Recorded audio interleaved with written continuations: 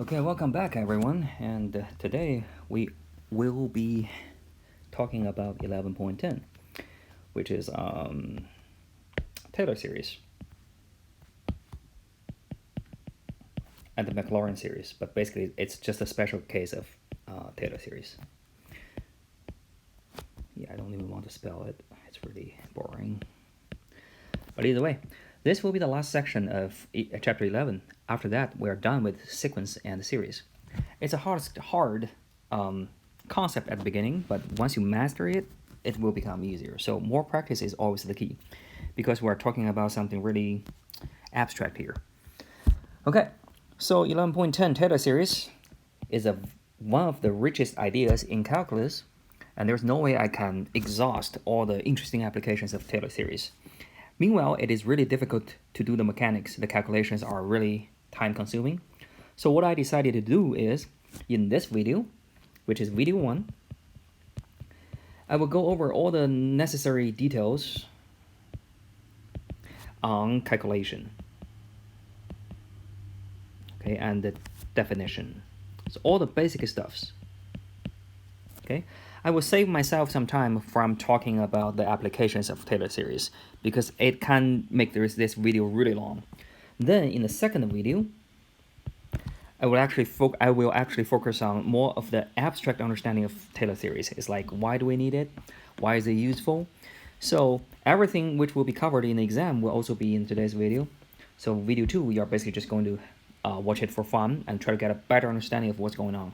But all the mechanics and details will be in this video. Okay. Also, I will send you some other videos online I found on YouTube, which may give you some better understanding about Taylor series. This is a very important concept, and it's a very difficult concept the first time you see it. So that's why I suggest do a lot of practice, okay, until you have a hang of it, and then watch some online videos yourself. I cannot exhaust. There are maybe like 20 videos you can see online if you just Google on YouTube on what is Taylor series, why do we need it, okay?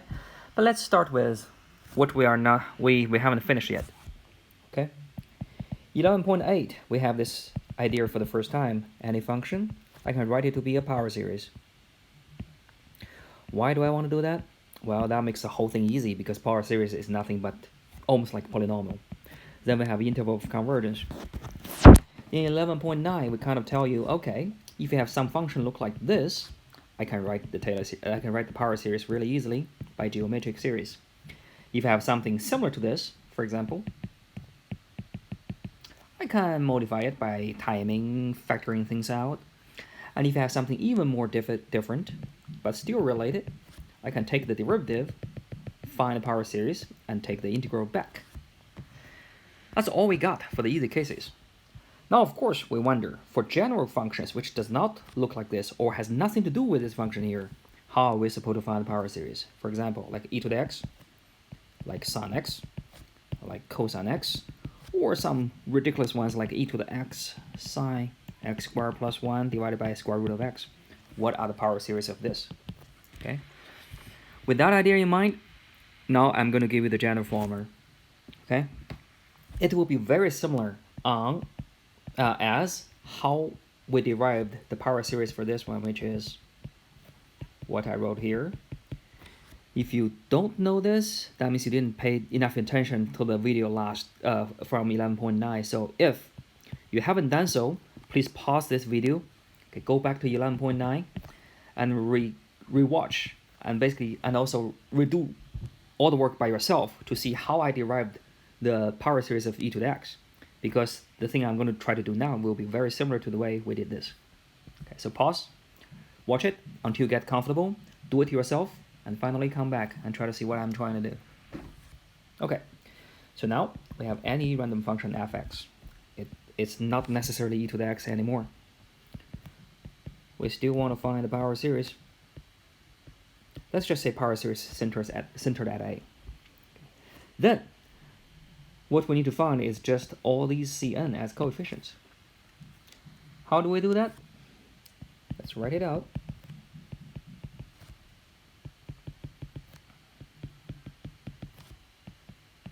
And we don't know all these coefficients, right? Now, like what we did in e to the x, you plug in x equal to 0. Then this one remained. Everybody after that got cancelled out because if you plug in x equal to 0, all these terms with x goes to 0. So that's it. Your first coefficient is going to be f0. Remember, in e to the x, the first coefficient is e to the 0, which is 1. Okay. Now, try to recall what we did there. In order to find C1, what we do is we take the derivative. Let's see how the magic happened. Number 1, this term becomes 0. Okay. Number 2, this term now becomes C1. This is equal. Okay. Number 3, all the term after that will take a derivative. X squared becomes 2x. X cubed becomes 3x squared. Maybe there is a 4. Let's just add one more term. 4x to the cube, which comes from x to the 4. We still have all these. Now if I plug in x equal to 0 again, what happened?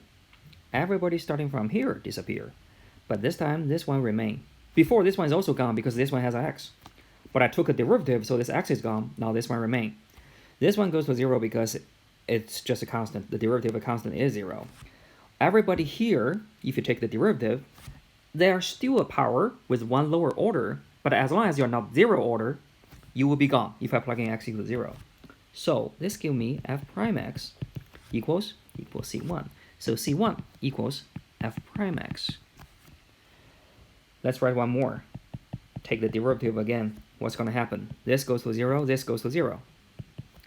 This one now become a constant. No x anymore. Okay. This one, if you take the derivative, still have x. Okay. This one still have x, of course. Everybody still have x, so if I take x equal to 0, they're all gone.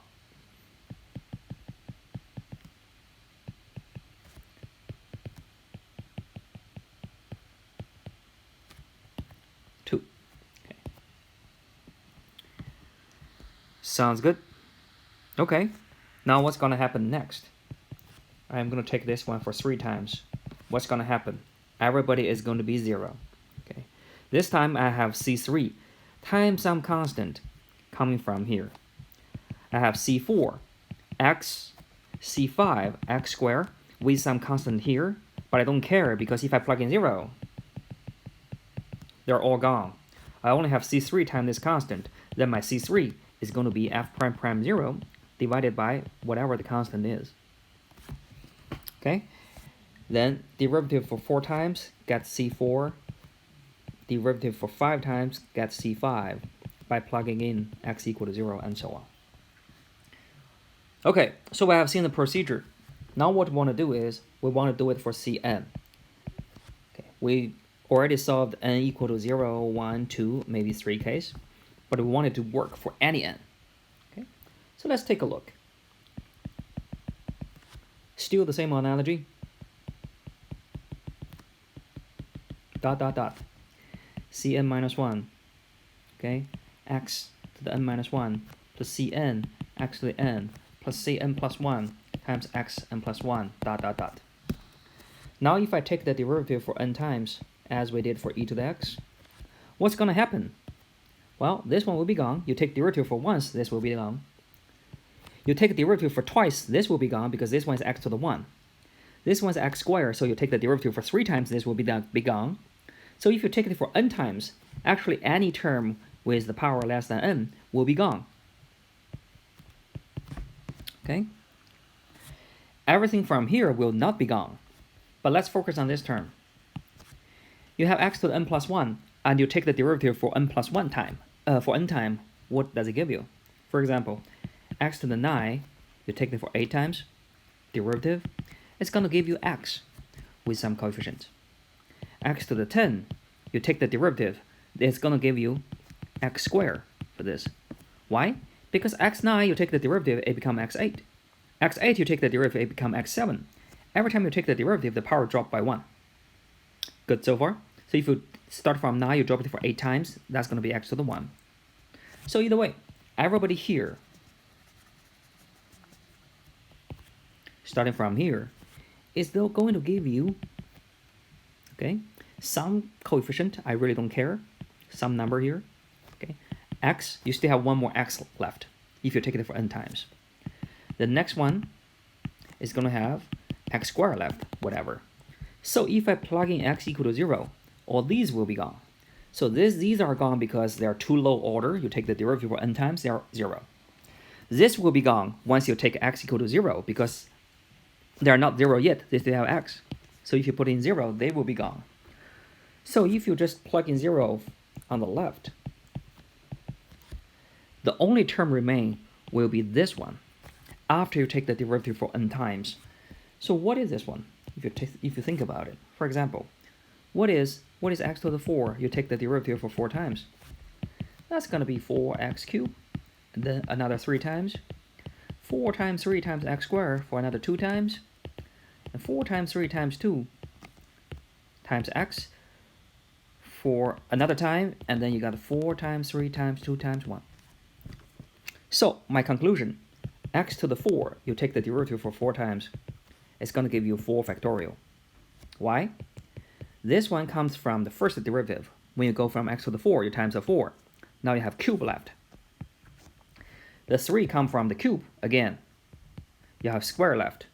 So you basically take this number, drop it down, take this number, drop it down, take this number from the beginning, drop it down. Every time you drop a number, but the number keeps decreasing by 1. That's how we got the factorial. Then, what we can say for x to the n will be the same. And you can verify by yourself. That is, Cn x to the n, taking derivative for n times, give you Cn times n x n minus 1, and then n minus 1 x to the n minus 2, and keep going. Eventually, you can see this one give you n factorial. So Cn from this equals that, give you fn0 divided by n factorial.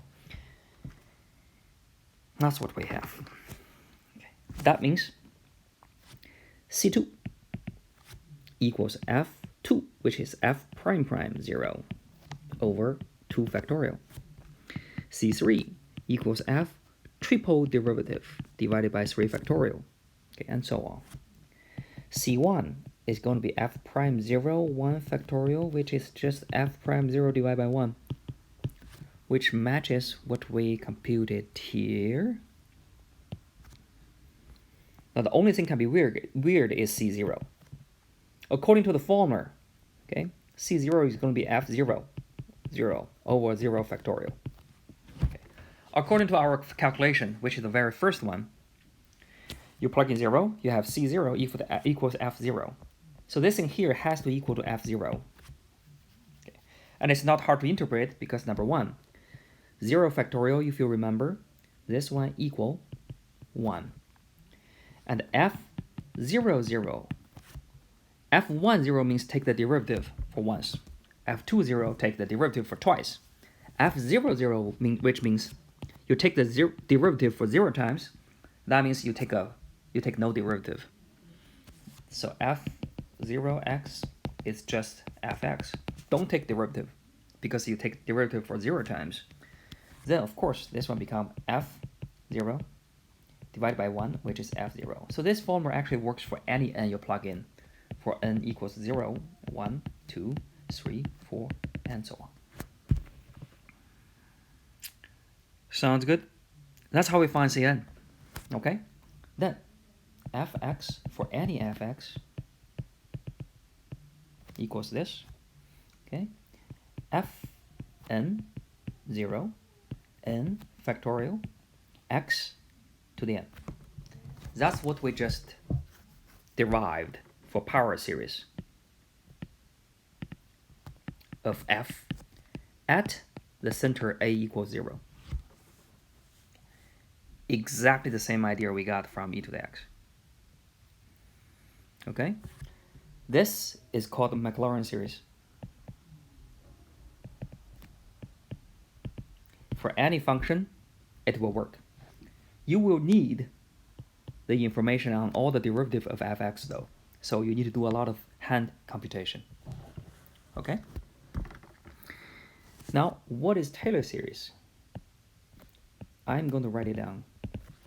Taylor series will be exactly the same thing. Okay, f n factorial is to the n.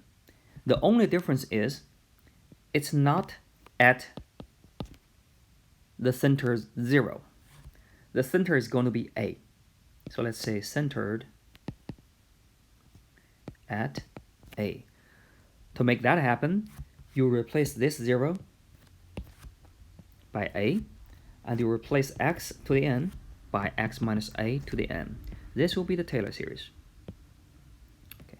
From here you can see it's nothing but simply a Maclaurin series shifted to the right, okay, by a. Or another way to say is a Maclaurin series is nothing but a special case of Taylor series when a equals 0. So they are basically the same thing.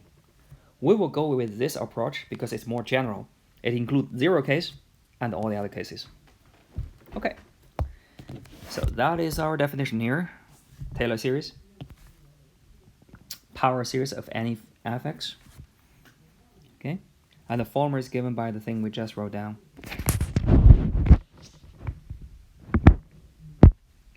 Several tips.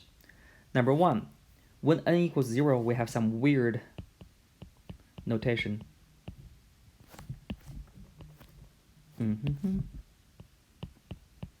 But then we kind of solved it. Number 1, 0 factorial is 1. Okay, so this is nothing but just 1. Number 2, f0a means take the derivative for 0 times. That means no derivative. That means the original function fx here. Okay, so that's out of confusion now. Number 2, as far as you can see, to finish this one, you require f prime x, f prime prime x, f prime prime prime x. Actually, you require all the derivatives of fx. Okay, up to arbitrary order. That means fx is smooth. Basically, what it means is all the derivatives exist. Even if you take the derivative for 1,000,000 times, it still exists. Number 3, of course, this is the power series. So you still have an interval of convergence. How do you find it? You still do the ratio test and do all the classic thing. Note, we only included the interval of convergence and the radius of convergence, but we didn't include the ending points. Okay? Depending on which Taylor series are you looking for, sometimes you include it, sometimes you don't include the ending points. But there are so many cases.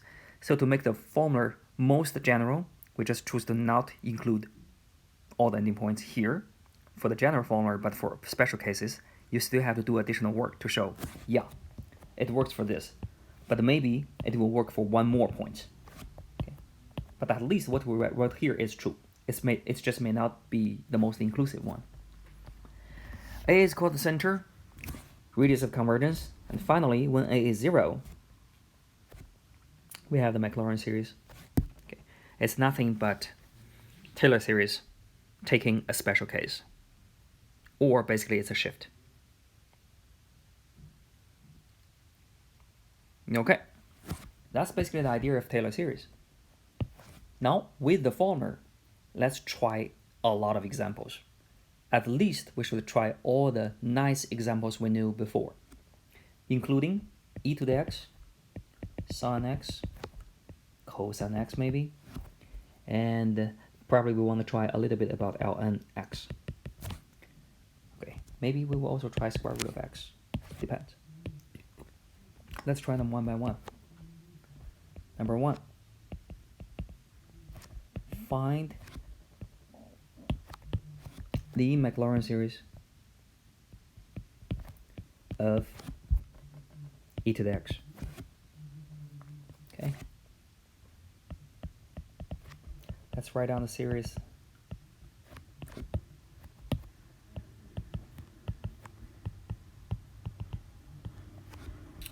Fn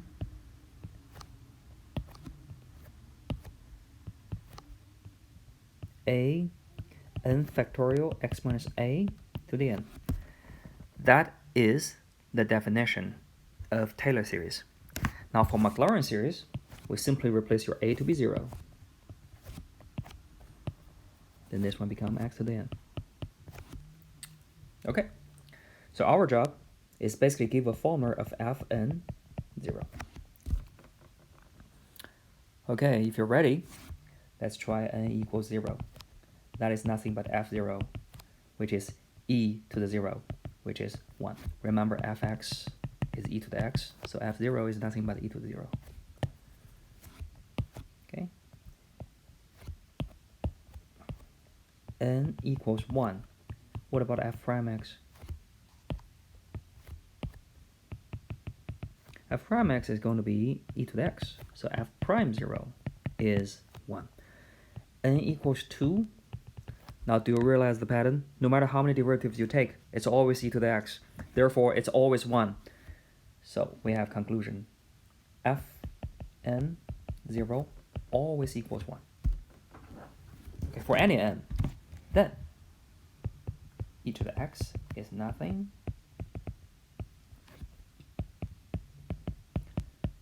which is exactly what we did from 11.9. Okay, of course. Okay, they're the same. So maybe this one is not too interesting, but at least we have a nice derivative. You know, it's always the same, so that's great. Well, let's try something interesting. Let's try Sine X. Okay, let me say Maclaurin series of Sine X. Formula, sum. We should put a, but this time it's 0. So Maclaurin. Our job is try to find f n 0. Sounds good. Okay, so fx is sine x. What is f0? Sine 0. 0. F prime x equals cosine x. What is f prime 0? Cosine 0, 1. F prime prime x equals negative sine x. F prime prime 0 equals 0. F derivative for 3 times, negative cosine x. F prime prime 0 is going to be negative 1. Okay? Now, what's after that? I'm going to have sine x with a negative with another negative. So together, it's positive. I have sine x. Then I have cosine x. Then I have negative sine x. Then I have negative cosine x. And then I have sine x. Do you realize actually this thing starts to repeat itself because the fifth one, which is number 4, okay, is the same as 0. You do it for 4 more times. This one is going to be sine x again. So this pattern is going to repeat for every 4 terms. If you see that, then basically the coefficients will be 0, 1, 0, negative 1, and then 0, 1, 0, negative 1, and then 0, 1, 0, negative 1, because it always repeats. Sounds good? Now, if that's the case, how do we write it down? Well, I'm going to have a constant term times a 0. So the first term is gone. The second term is 1 times, let me just put it here, 0 times 1 plus 1 times, okay, 1 over 1 factorial.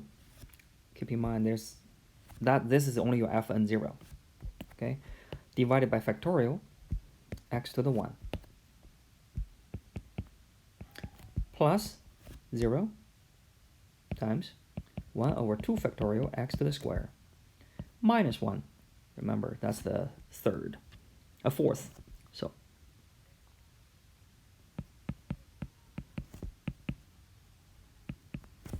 okay, all cube.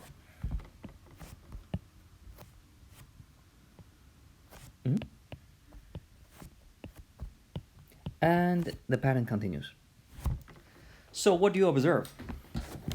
Number 1, x to the 0, x to the square, x to the 4th, x to the 6th, they all have 0 coefficients, right? As long as you are even.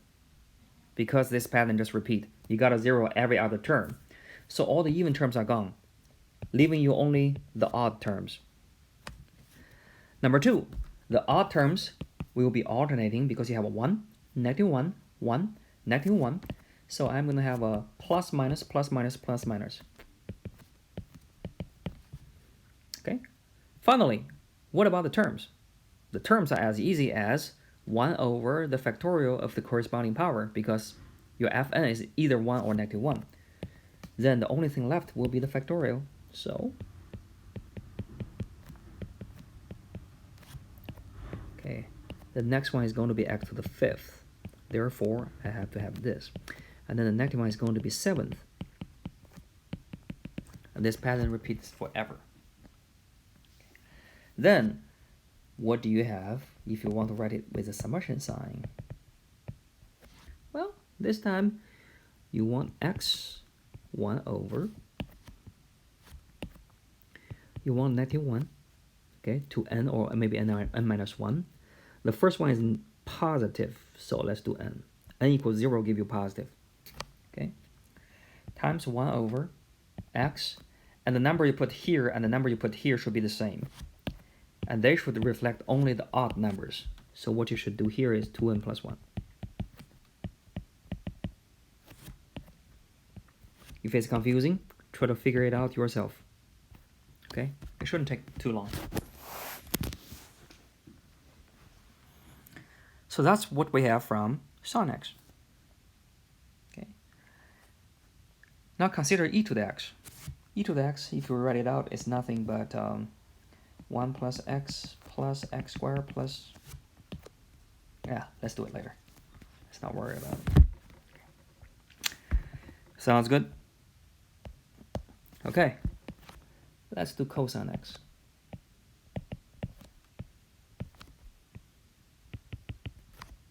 Solution. We just need Fn 0. Okay. Now F0, which means the original thing, is cosine x. So this is different from sine. The first one is going to be 0 for sine, but this one, if you plug in 0, you are going to have 1. F prime x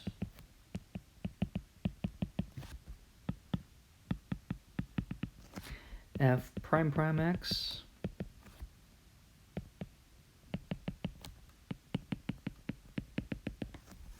and F prime prime prime x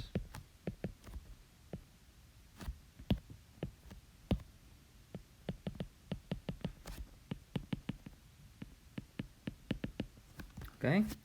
The next one is going to be the derivative of sine x, which is cosine x. As far as we realize, this one and this one become the same again. So you start to repeat.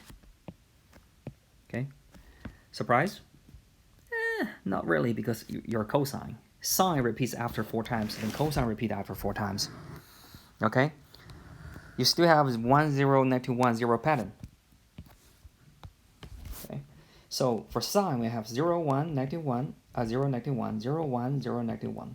For cosine, we have 1, 0, negative 1, 0, 1, 0, negative 1, 0. From here, you can see they're basically the same pattern, except for sine started with a 0 and cosine started with a 1. So of course, their Taylor series, their Maclaurin series will be different because different term got left. The first term is going to be 1 now. The second term is going to be 0 now.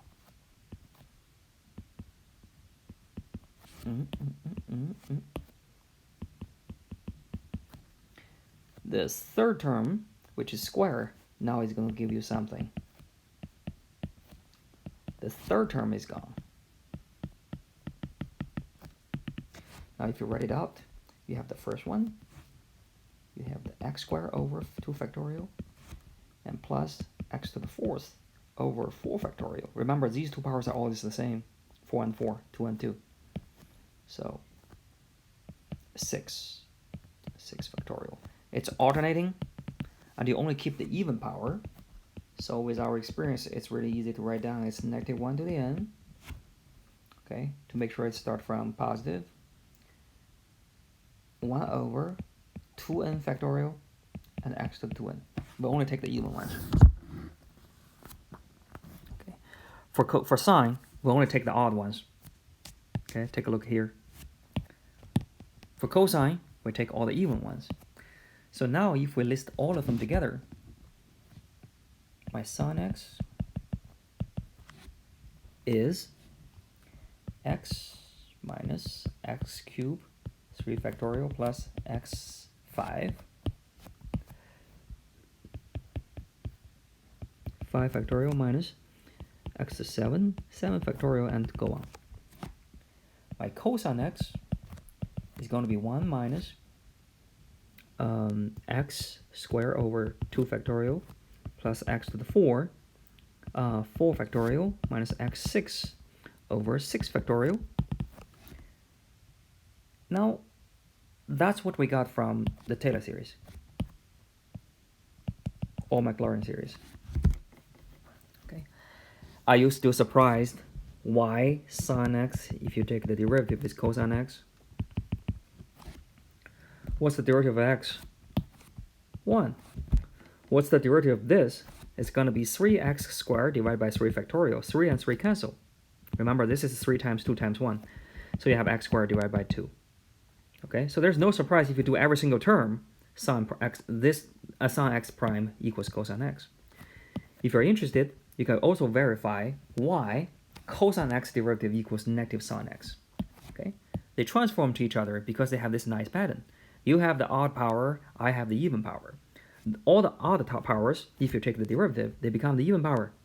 All the even powers, if you take the derivative, they become the odd power. So of course. But there's something even more interesting. This is e to the x.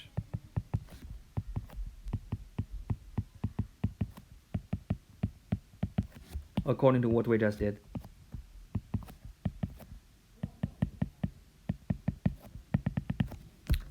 Do you see what's going on here? Sine x and cosine x are related to e to the x, because if you take all the terms of sine x, they're nothing but this, and this. They're all the odd terms from e to the x. If you take a look at the cosine x, actually you have all the even part. Okay? That's really interesting. That means e to the x and sine x and cosine x are related. But moreover, e to the x are all positive. But these two alternate, right? Now I am going to do a clever trick. You can check by yourself. That is, e to the x. If you really want to add these two together to get e to the x, you need to somehow deal with all these negative signs and change them to be positive. Okay? And all you need to do is just do the following.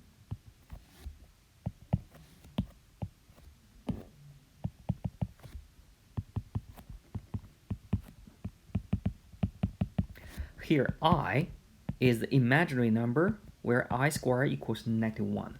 You can check this one by yourself. I won't tell you how I got it. Okay? But you can verify this is true because, when you have a square, that kind of gives you a negative. Okay? To cancel your positive here. So eventually, you can see e to the x is related to cosine x and I times sine x. This is called Euler's formula.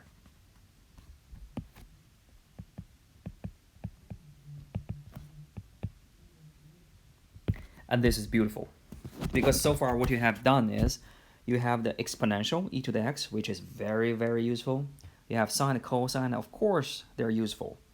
But now if you allow complex numbers, actually e to the x and cosine x and sine x are related. Okay. Is this strange?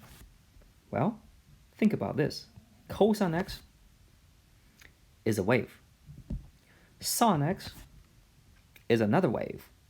That must tell you e to the ix is going to give you a general wave. So if you ever going to learn any advanced physics where you want to actually start to study waves,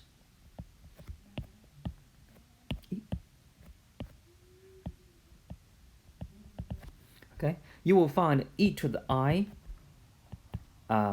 won't write down the general format. This has something to do with frequency, and later you have some phase shift. But let's not talk about that. I will just talk about e to the ix is actually the most general way to represent a wave. Okay. It's kind of strange because e to the x is exponential, which goes like that. How in Earth this one become a wave? Well, that will have something to do with this complex number here, I, which give you a rotation. But I will just give you some taste of this. Sine x is a wave, which is called plane wave. Cosine x is basically the same thing, right? But now, if you want to actually add them together, what's going to happen? If they're in the same plane, they merge into a bigger wave. Or maybe they cancel each other, whatever. If they're in different plane, let's say one wave goes this way, one wave goes this way. Imagine these are two waves. Then the resulting wave will be going this way by triangle, which is not too bad. But the problem here is you still have a plane wave. This wave staying in a plane. But now if you put in I here, which means you can have two different axes, then eventually your wave can become like this, which is like a spiral or helix. That means it's horizontally shaking with cosine, it's vertically shaking with sine, but together you combine them, they're not shaking in any planes. This thing actually goes as a spiral. Okay? But I don't know if that's too much, but just keep in mind, e to the x with the I give you the general wave. So in, for example, electric magnetics,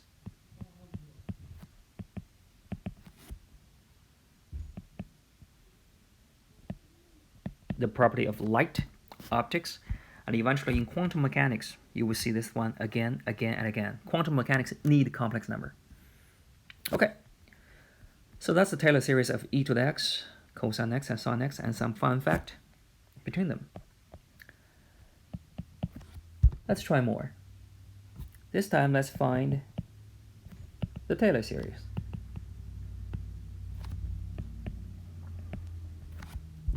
Okay, let's find the Taylor series of ln x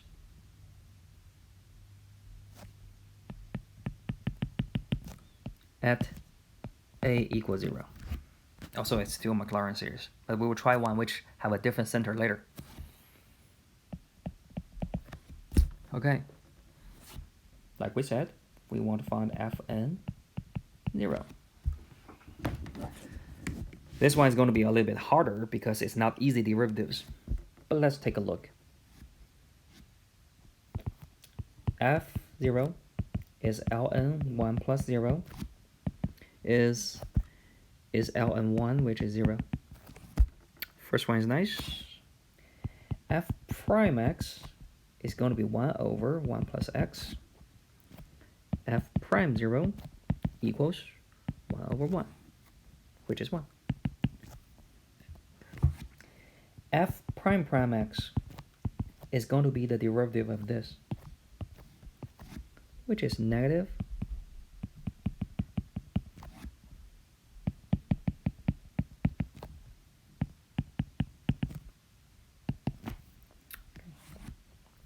f prime prime prime x is going to give you, if you take a look, it's going to give you 1 plus x to the third, because you have x to the negative 2, right? And then you have 1 over x to the negative 3 when you finish, if you take the derivative. But then you are going to have a 2 coming from this negative 2 before, and this negative cancel with the negative sign from, so you have something like that.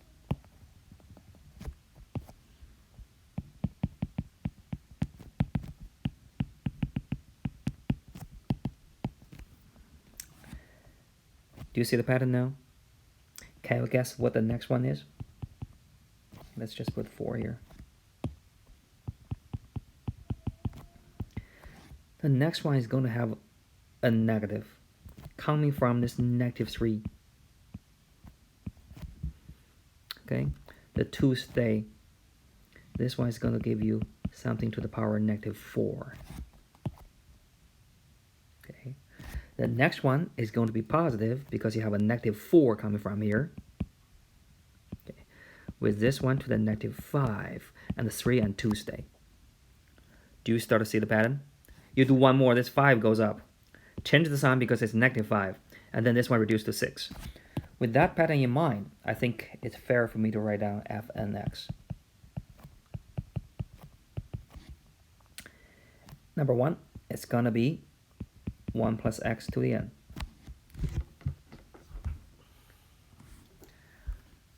Number 2, you are going to have a negative 1 to the n here, or negative 1 to the n minus 1. Let's check. When n equals 1, it is positive, so you want negative 1 to the n minus 1 for this. So if you plug in 4, you still have negative. Okay, good so far? And then the thing on the top is going to be a factorial. And that factorial starts from a number 1 less than what you put here. So if you have n here, you have n minus 1 here. That's what we have. Then fn0 should equal negative 1 to the n minus 1 factorial 1 plus 0 to the n, which is just 1. So it's this.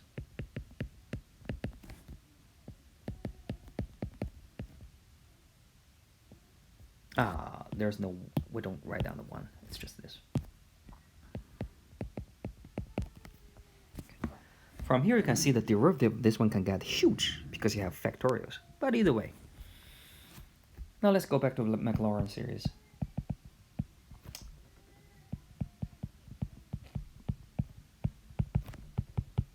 All right.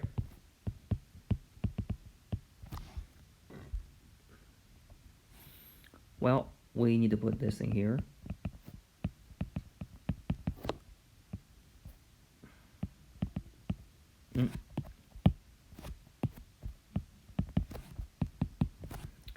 Now this is going to give you negative 1 to the n minus 1. N factorial and the n minus 1 factorial, they cancel each other, leaving only an n here. Okay, think about 2 factorial and 3 factorial. Think about 7 factorial and 8 factorial. Okay, you will have one more 8, one more 3 left on the bottom. That's what we got.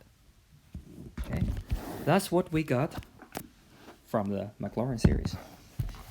Even though n minus 1 factorial is super huge, but our good news here, from here you can see how great the format is. You know, for this power series to converge, you look at the geometric, but this one already gives you a factorial to help you a lot. So as long as your derivative does not increase as a factorial, you're all set. Okay, so this is what we got.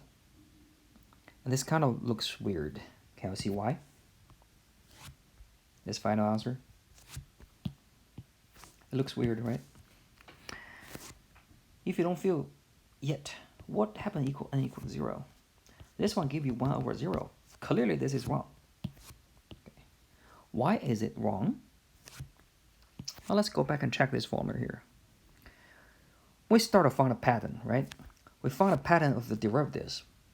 But did you realize all these patterns, which is 1 over 1 plus x to a power, does not apply to the first function. The first function is ln, which has nothing to do with 1 over 1 plus x. Good so far? That means this formula we write down here only works for n bigger or equal than 1. So, which totally makes sense. Otherwise, if you plug in 0, you have minus 1 to the factorial, which we really don't know how to handle. Okay? If that makes sense, we should actually change our formula to be starting from 1, because this formula only works for 1, and then we need to manually add what happens at n equal to 0. In this case, however, when n equals 0, your coefficient is 0, so we add nothing. So I got lucky. We actually have to have plus 0, but then the first term is 0, so we have a new form. But this one, pay attention here, it starts from 1. Okay? So that's what we have for ln x. Okay? Good. Do we want to do one more?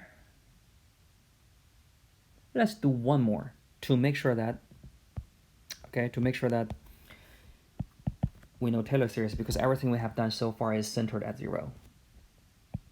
So this one, find the Taylor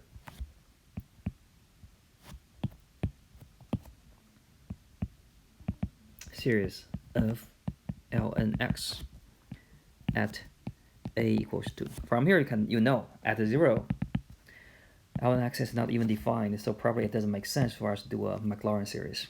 Okay, we have to stay away from that, from 0.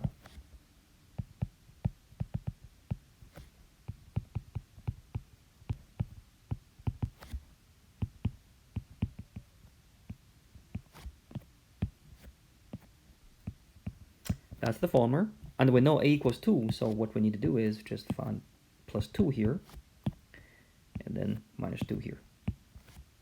Okay. Our job is still try to find all of this, which is all the derivatives of ln x. The only difference for now compared to Maclaurin series is when we finish, we don't plug in 0, as we do here. We plug in a different number 2. Okay, that's the only difference. So fx equals ln x. Okay. F prime x equals 1 over x. F prime prime x equals negative 1 over x squared. We have done the previous examples. Now you see where this is going. This is going to be plus. There's going to be a 2.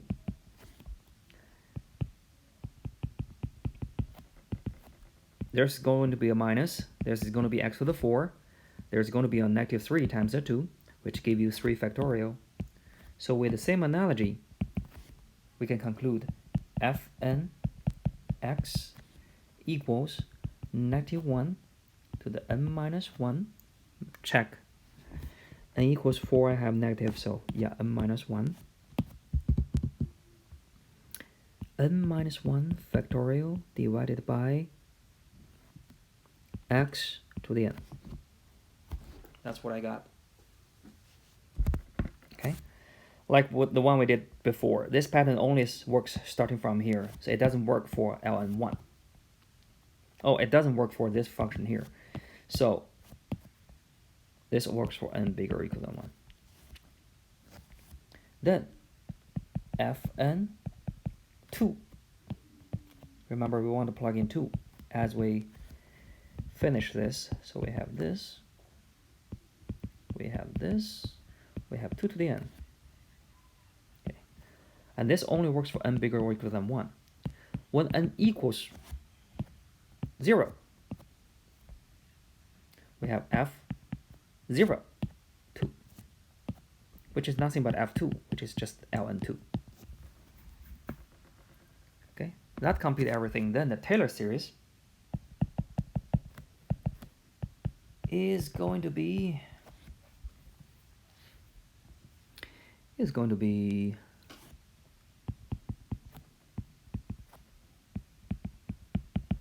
remember, divided by this. Okay, this time before we have 1, this time we have 2 to the n. Okay, x minus 2 to the n. This only works for everything from 1 plus ln2 divided by 0 factorial x to 0, which is nothing but sub n from 1 to infinity.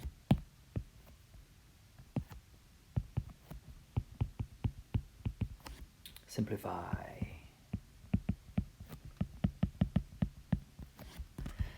Okay, plus, this is 1, so ln2. That will be a Taylor series of ln x at the center a equals 2. From here you can see it's basically the same process when you do Taylor series or Maclaurin series. The harder part is actually find a pattern in the derivatives. After that, for Maclaurin series, you plug in 0. For Taylor series, you plug in 2. So I would say they are equally difficult or equally easy. And then when you finish, just keep in mind you're not doing x to the n anymore. You're doing x minus 2 to the n, or x minus a to the n in general.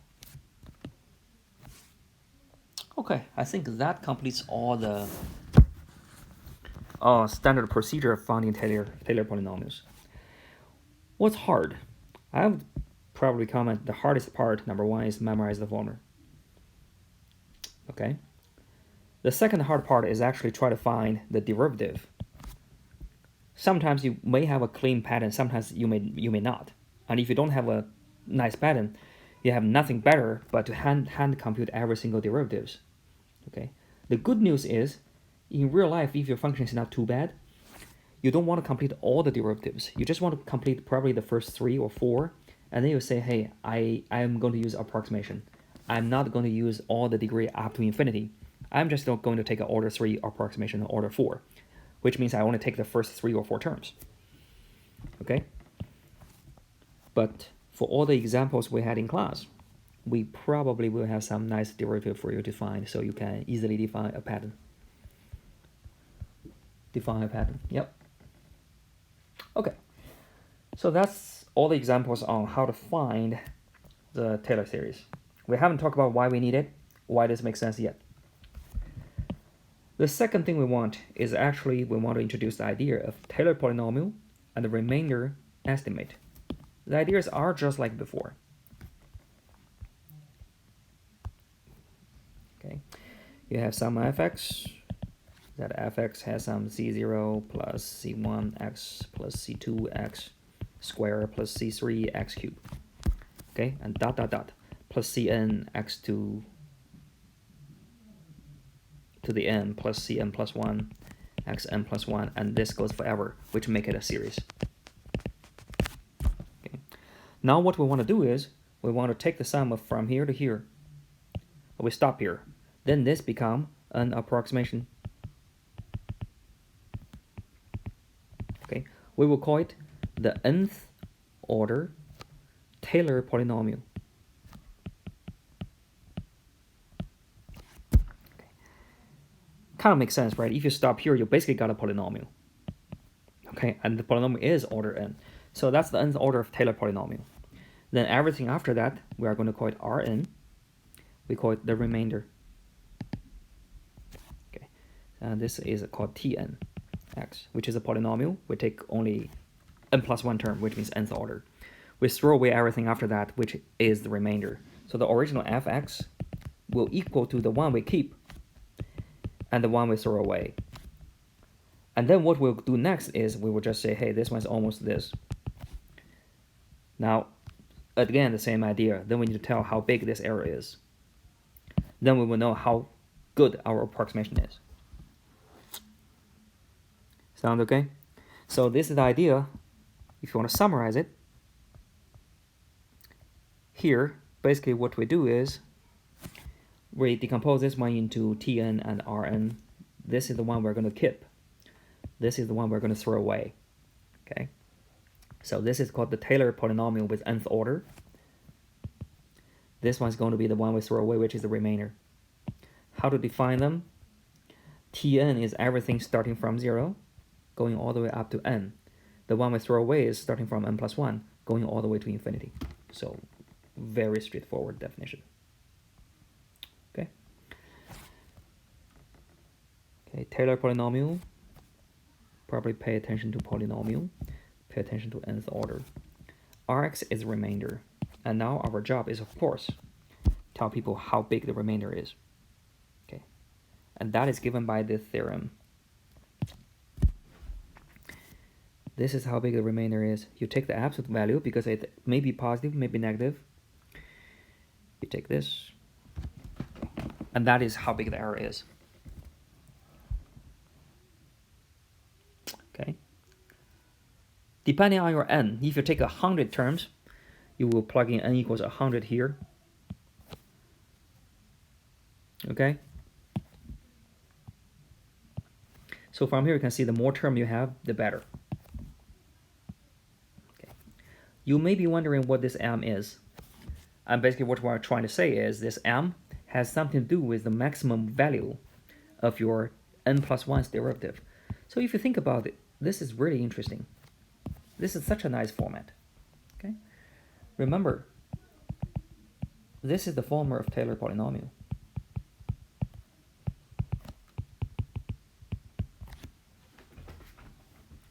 Okay, that's the formula of the Taylor polynomial. So if you write them all out, you are going to have this term, this term, this term, this term, this term, and you will have this term.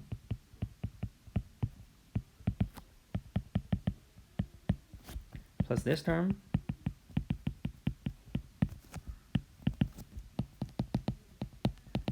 plus every term after that. Good so far? Now, according to the formula we just wrote down, the error estimate, which is supposed to be all the term after this to infinity, will look almost identical to the term here. Remember, the error estimate we have is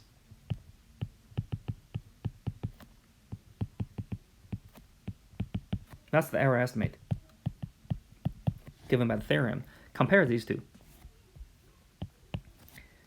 This part is the same. This part is basically the same because you took the absolute value. So of course you took the absolute value of this. So the only thing different is this, and this will be different. But this has something to do with this. This m is nothing but the maximum value of this fn plus 1a. So this one looks almost identical to the formula of this Taylor polynomial, except you just need to replace the one on the top by the biggest value. Then everything after that, with a lot of terms, will just be almost as big as this last term. Okay, this is nice, and let's try one example, which is also kind of like a approximation. Okay, let's talk about Sine X. Okay, let's talk about approximate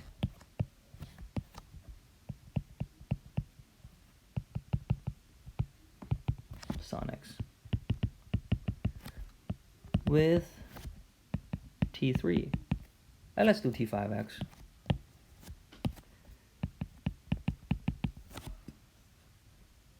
What do you mean by that? Well, what we mean is Sine X is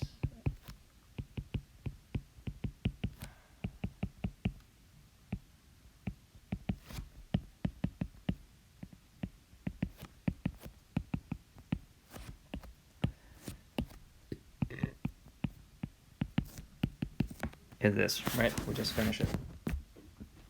What is T5X? T5X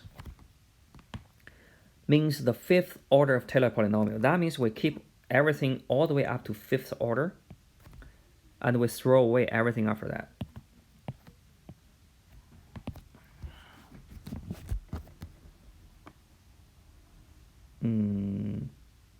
That's gonna be x minus this plus x to the fifth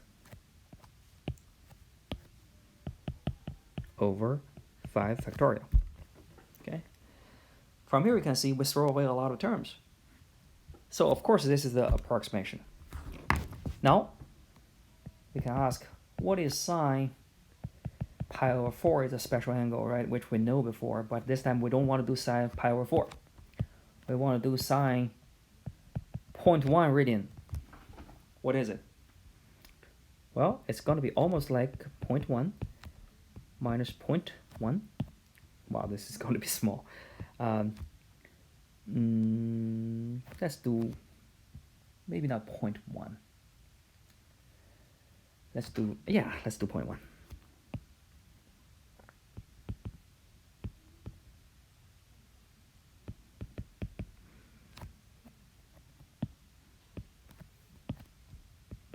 Okay, and plus 0.1 to the fifth, 5 factorial. Let's use a calculator to figure out what this is. 0.1 minus 0.001 divided by 3 factorial, which is 6, plus 0.000001 divided by 720. Okay. This gives us 0.09983.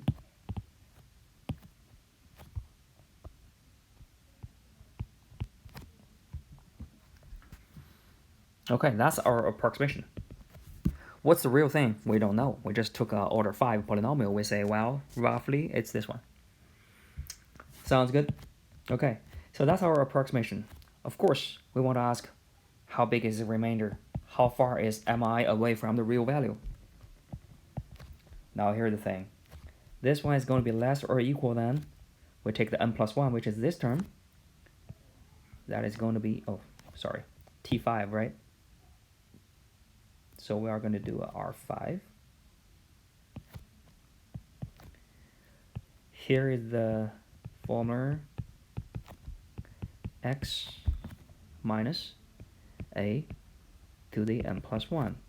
Now remember, your n is 5, so m 6 factorial x minus a 6.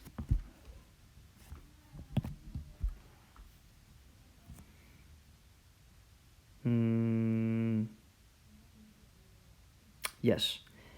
And then, what is A? A is the center. This is the Maclaurin series, right? That implies A equal to 0. So this is going to be m over 6 factorial x to the 6. 0. And finally, what is m? M has something to do with f6x. That is the 6th derivative of the polynomial. Okay, from here you can see it's definitely less or equal than 1 because it's either a cosine or a sine. Good so far? Now with that in mind, what can we say? We can say R5 is less or equal than 6 to the factorial x to the 6. Okay, try to recall. 6 factorial come from the formula. X to the 6 come from a equals 0. Okay, the 6 here come from, we're taking n equals 5. And finally, this m come from f6x, okay, which is something with cosine or sine. We don't even need to tell which one because they're always going to be less than 1. So we just replace it by 1. So that's our estimate for any x you plug in, as long as that's in Converge. Now what did you plug in? You plugged in x equal to 0.1, right? Here. Then what's going to happen is this arrow here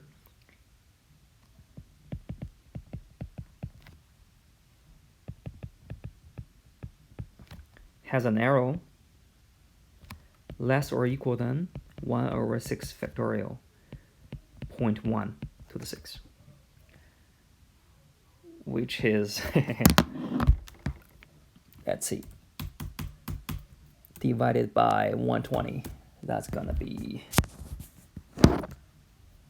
8 times 10 to the 9.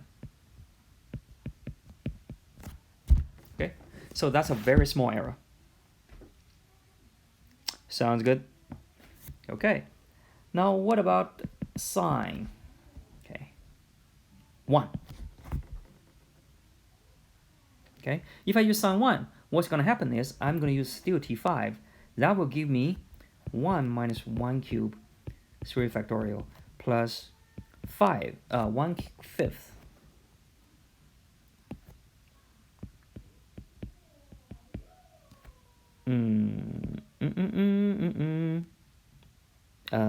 Yes, that's what I got. Use a calculator. This will give me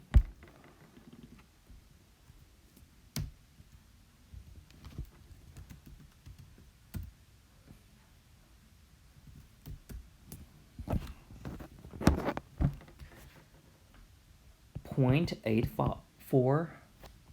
Okay. Now this is another approximation, but how big is my error? We still use 5 terms, right? So we can still use this error estimate. The only difference here is we have a different x. So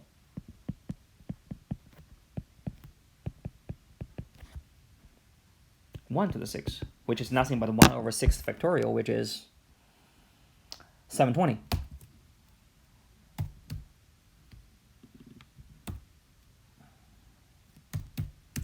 In this case, we have something roughly the size of 8, 9. So if you use this into approximate sine 0.1, your error is given by this. If you use this into approximate sine 1, the error is given by this. Okay? Is it accurate? Let's just use the calculator from Wolfram. What we have from Wolfram, the real value is actually 0.84147 So if you check the first three digits, 841, 841, okay, but we started differentiated from 1 to 4 in this digit. So yes, we do have the accuracy, which is less or equal than that, but our error are way bigger if we do this. What did I do? Okay, so we're doing a pretty good approximation. Okay, sounds good. Okay, so now if you take a look at this arrow, it becomes super interesting. Number one, how to make this more accurate? Well, number one, take more terms. Take T7. What's going to happen? Then you're going to replace this one by 8, this one by 8. Of course, it becomes smaller. Great, so that is really good.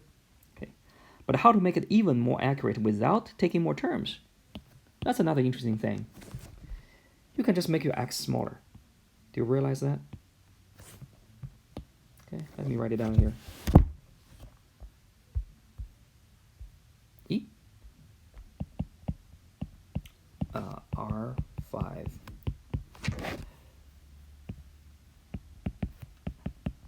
That's what we have for error estimate, right? How to make your error smaller? Well, the first one you can do is you can take more terms. If you take more terms, this factorial on the bottom becomes super bigger, so the whole thing becomes smaller. Plus, this one has more powers, so if your x is less than 1, usually it is, it's going to be very, very accurate. But there's something even more interesting. That is, even if you don't take more terms, actually you will have a better accuracy if your x is small. Why? Now remember, what you're trying to do here is, you're trying to take a function, you locally replace it by a polynomial, which will be roughly the same, but a little bit different. Good so far? But what this one tells you is the error is going to be smaller if x is smaller, or in another way, x is closer to the center, 0. So I did the power series using the information here. So of course, even though I don't increase the degree of freedoms, the approximations with different terms, the one closer to the center will have a better approximation than the one far away from the center. And if you are too far away, you are not even convergent. That's why I have an interval of convergence, right? So if you are too far away, you don't even have the interval of convergence. You don't even converge. But if you are far away but still converge, you converge really slow. Your error is going to be big. But if you are very close to the center, then you will be very, very close to the real number. So let me see what I have here. Even for both cases, for sine 0.1 and sine 1, I use the same approximation, which is T5, only 5 terms. But this one is a much better approximation, has such a small error, simply because 0.1 is closer to 0 compared to 1. That is reflected in this term.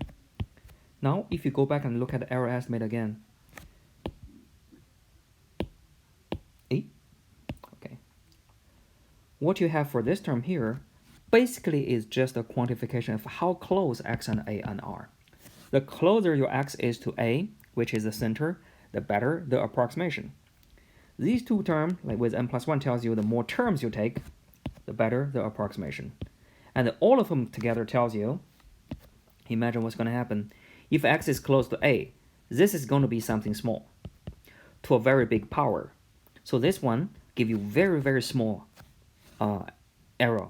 Meanwhile, this factorial on the bottom gives you very, very small error. So in general, as long as this m is not ridiculous, okay, the approximation of Taylor polynomial have really small errors when you take enough terms and when your x stay close enough to a.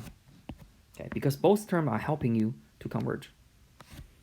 Okay, so that's the beauty about Taylor polynomials.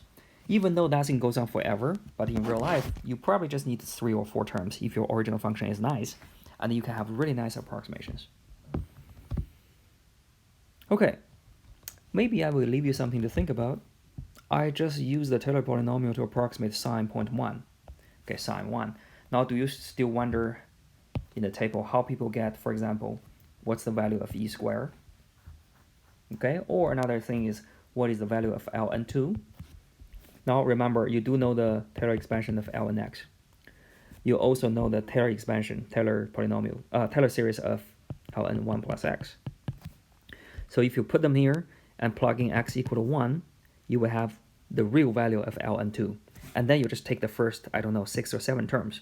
You will be able to see, oh, roughly, how big is ln2 or ln3 or ln5. And you can also tell how good your approximation is by the error estimate. So I will just leave it to you. But you think about it, how to approximate ln2. Okay, with precision, let's say, as good as 0.0001, 10 to the negative 5.